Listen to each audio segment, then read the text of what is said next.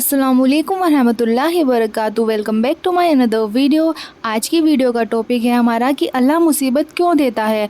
आप लोगों ने देखा होगा कि जब भी हम दीन के रास्ते पर चलते हैं, बुरे काम छोड़कर हम अच्छाई करते हैं, अल्लाह और अल्लाह के रसूल के बताए हुए तरीके को फॉलो करते हैं, तो परेशानियाँ आनी शुरू हो जाती हैं। और जब कोई मुसीबत आ जाती है, कोई हमारा बड़ा नुकसान हो जाता है, कोई हादसा हो जाता है, मतलब जो हमने सोचा नहीं होता वो चीज़ें हो जाती हैं, तो फिर हम सोचते हैं कि हमारे साथ ऐसा क्यों हो रहा है, जबकि हम तो अल्लाह और अल्लाह के रसूल के तरीके को फॉलो भी कर रहे हैं, दीन पर भी अमल कर रहे हैं, लेकिन फिर भी हमारे साथ ये सब कुछ क्यों हो रहा है। और फिर हम ये सोचने लगते हैं कि अल्लाह हमसे नाराज़ है, हम शिकायत करनी शुरू कर देते हैं कि हम नमाज भी पढ़ते हैं, दीन को भी फॉलो करते हैं, फिर हमारे साथ क्यों हो रहा है ये सब, क्यों हम पर मुसीबतें आ रही हैं। तो मुसीबतें क्यों आती हैं, चलिए एक हदीस आपको पढ़कर सुनाते हैं। रसूलुल्लाह सल्लल्लाहु अलैहि वसल्लम ने इरशाद फरमाया कि जब अल्लाह ताला लोगों से मोहब्बत फरमाते हैं तो उनको मुसीबतों में डालकर आजमाते हैं। चुनाचे जो सब्र करता है उसके लिए सब्र का अजर लिख दिया जाता है, और जो बेसब्री करता है उसके लिए बेसब्री लिख दी जाती है।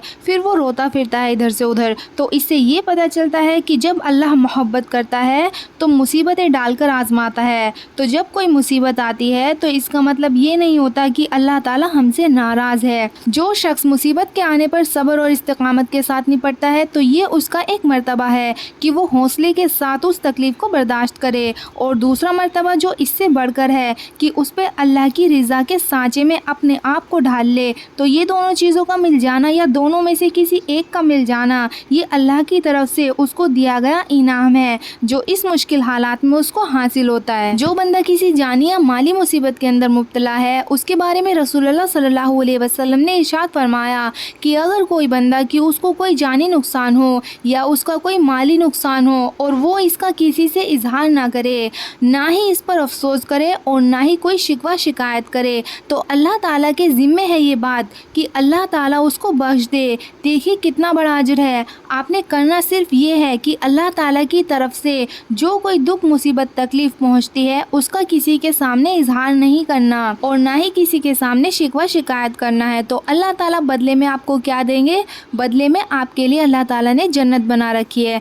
तिर्मिज़ी की एक हदीस है, हदीस नंबर 2399। रसूलुल्लाह सल्लल्लाहु अलैहि वसल्लम ने फरमाया, मोमिन मर्द और मोमिन औरत की जान, औलाद और माल में आजमाइशें आती रहती हैं, यहाँ तक कि जब वो मरने के बाद अल्लाह से मुलाकात करते हैं तो उन पर कोई गुनाह नहीं होता। और तिर्मिज़ी की दूसरी हदीस, हदीस नंबर 2400 में रसूलुल्लाह सल्लल्लाहु अलैहि वसल्लम ने फरमाया, अल्लाह ताला फरमाता है, जब मैं अपने बंदे की प्यारी आंखें छीन लेता हूँ तो मेरे पास उसका बदला सिर्फ जन्नत ही है। इसी तरह हदीस नंबर 2401 में नबी अकरम सल्लल्लाहु अलैहि वसल्लम ने फरमाया, अल्लाह ताला फरमाता है, मैंने जिसकी प्यारी आंखें छीन ली और उसने उस पर सब्र किया और सवाब की उम्मीद रखी तो मैं उसे जन्नत के सिवा और कोई बदला नहीं दूंगा। हदीस नंबर 2398। साद बिन अबी वकास कहते हैं कि मैंने कहा, अल्लाह के रसूल सबसे ज़्यादा मुसीबत किस पर आती है?